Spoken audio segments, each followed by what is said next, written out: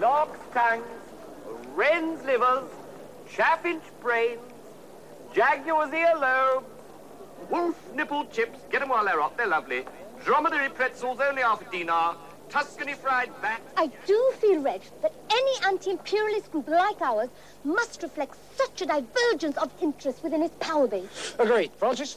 Yeah, I think Judith's point of view is very valid, Reg, provided the movement never forgets that it is the unalienable right of every man Or woman. to rid himself Or herself. Agreed. Thank you, brother. Or sister. Or sister. Where was I? I think you finished. Oh, right. Furthermore, it is the birthright of every man or woman. Why don't you shut up about women, Stan? You're putting us off. Women have a perfect right to play a part in our movement, Reg. Why are you always on about women, Stan? I want to be one. What? I want to be a woman. From now on, I want you all to call me Loretta.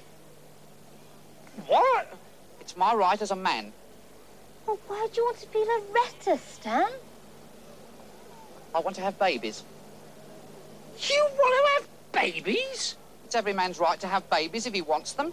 But you can't have babies. Don't you oppress me. I'm not oppressing you, Stan. You haven't got a womb. Where's the fetus going to gestate? You're going to keep it in a box? Here, I've got an idea. Suppose you agree that he can't actually have babies, not having a womb, which is nobody's fault, not even the Romans, but that he can have the right to have babies. Good idea, Judith. We shall fight the oppressors for your right to have babies, brother. Sister, sorry. What's the point? What? What's the point of fighting for his right to have babies when he can't have babies? It is symbolic of our struggle against oppression.